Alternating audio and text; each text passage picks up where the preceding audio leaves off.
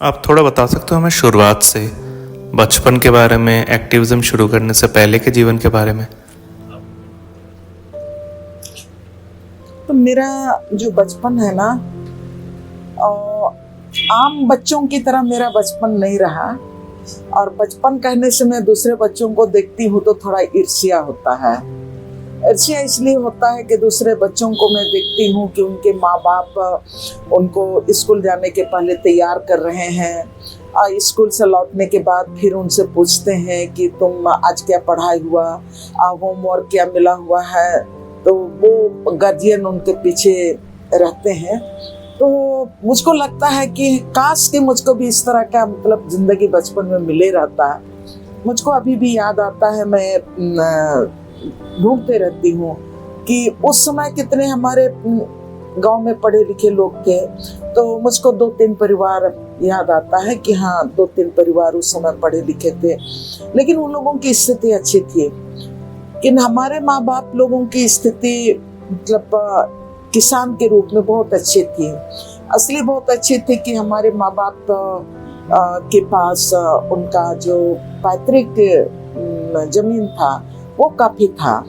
और उसके साथ ही ये झारखंड का इतिहास हम देखेंगे या तो पूरे देश का इतिहास हम देखेंगे तो सबसे पहले आदिवासी इलाके में आर्यन आए, उसके बाद द्रविड़ आए, उसके बाद अंग्रेजों का आगमन होता है। लेकिन उसके पहले की ही हम इतिहास देखते हैं तो यहाँ पर आदिवासियों का इतिहास है कि जंगल साफ करके, झाड़ी साफ करके, आदिवासियों ने जंगल को साफ करके गांव बसाया, खेती लायक जमीन बनाया। और उनका जो जिंदगी का आधार जल जंगल जमीन ही हो गया। पेड़ पौधे उनके जिंदगी के मतलब आश्रय हो गए। देश जब गुलाम था तब अंग्रेजों के खिलाफ पूरे देश में जब स्वतंत्रता संग्राम हुआ तब आदिवासियों में ही भी आप 1700-1800 के दशक से उन लोगों की भागीदारी रही देश को आजाद करने में। उसके बाद अंग्रेजों के साथ जमींदार भी आए। जब झारखंड में लैंड सेटलमेंट एक्ट शुरू हुआ और जमीन पर आदिवासियों के ऊपर में टैक्स जब थोपा गया और टैक्स थोपा गया तो उस समय जमींदार थे, इजारेदार थे, उनके माल तहसील करने वाले लोग थे। लेकिन देश आजाद होने के बाद ये जो जमींदारी प्रथा भी खत्म हो गया 1950 में। तो जो जमींदार उस समय थे उनको लोग गंजो बोलते थे। उनके अंदर में जैसे जो जमींदारी प्रथा खत्म हो गया ना, तो जमींदारों के हाथ में जो जमीन था लेकिन उसको गांव वाले लोग खेती बाड़ी करते थे। तो जमीनों को गांव वाले जिनके जोतते थे, कोड़ते थे और जो खेती बाड़ी करते थे उन्हीं के हाथ में ये दी गई, जिसको मझेस जमीन वगैरह के रूप में हम लोग देखते हैं। तो हमारे माँ बाप के हाथ में भी जमीन था। तो वो समय जो जमींदार लोगों का जो आखिरी पीढ़ी था, हमारे गांव में भी गांजो लोगों का डेरा हुआ करता था। तो हमारे माँ बाप लोग ना पढ़े लिखे नहीं थे, तो दूसरे गांव के लोगों को ला के उन लोगों ने हमारे माता पिता से और हमारे गांव के 1-2-3 परिवार से उन लोगों ने क्या पता सादा कागज में क्या सब वो लोग लिखा और उनको ये अंगूठा का निशान सब लगवा लिया। बाद में पता चला जब हमारे माँ बाप लोग खेत में, उसी खेत में जिसको इतने उनके पूरा जिंदगी भर वो जोत कोड़ करते थे, फसल पैदा करते थे, जब भी लोग जोतने कोड़ने के लिए गया, खेती करने के लिए, तो उनको रोका गया। तब इन लोगों को समझ में आया कि आज रोका क्यों जा रहा है। तब बाद में ये समझ में आया कि नहीं, ये जो जमीन है ये उनके नाम से हो गई, अगला उनके नाम से हो गया। तो उस जमीन को फिर से वापस लेने के लिए हमारे माँ बाप और हमारे जो पड़ोसी थे, हम लोगों के 3-4 पड़ोसी, वो लोग सब मिलके केट को गुमला कोर्ट में केस लड़ा। लेकिन अगला व्यक्ति इतना दबंग था ना कि वो गांव के लोगों को, सब आदिवासी केवल थे, तो अपने उन लोगों को इतना डराया धमकाया कि उनके फेवर में गवाह के लिए तुम चढ़ोगे तो सही नहीं होगा। तो डर के मारे हमारा गांव का कोई भी आदमी हमारे पिताजी के फेवर में गवाही के लिए नहीं गया।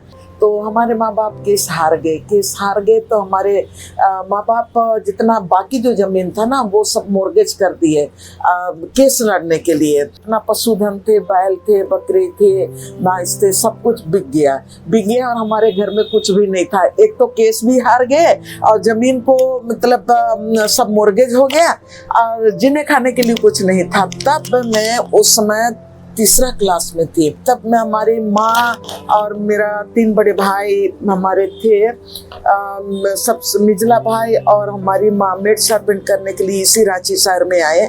हमारे पिताजी दूसरे गांव में 7-8 किलोमीटर दूसरे गांव में जाके किसानों के घर में, गांव में धांगर बोलते हैं, वो काम करने लगा। हमारा सबसे बड़ा भाई है वो गांव के दूसरे किसानों के घर में वो अपना मजदूरी करने लगा।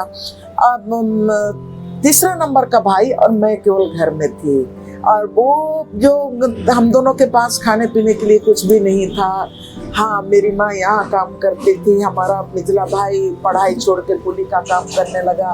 तो हम लोग अपने बच्चे के तीसरा के बाद मैं क्लास तो बढ़ते गई, लेकिन खेत में, किसानों के खेत में मेहनत करते हुए और ये जो फलदार वृक्ष है ना, लाह है, करंज है, कटहल है, जामुन है, कोई नार साग है, पुटकल साग है, ये सब तोड़ के बाजार में बेच के हम दोनों अपने लिए रोजी रोटी का व्यवस्था करते थे।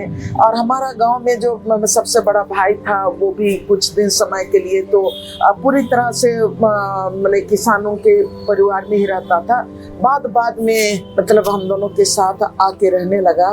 तो हम लोगों ने बहुत कठिनाई से मतलब बचपना बिताया। हाँ, हम लोगों ने पढ़ाई नहीं छोड़ा। मैं और मुझसे बड़ा वाला भाई वो दोनों हम दोनों पढ़ते रहे। तीसरा क्लास, चौथा क्लास, पांचवा क्लास, छठवां, सातवां, आठवां तक पढ़ाई किए।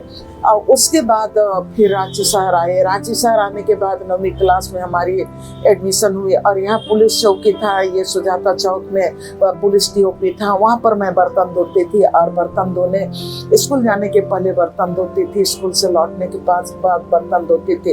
पुलिस के यहाँ जो भी खाना बचता था वो हमारा दोपहर के लिए खाना और रात के लिए खाना होता था।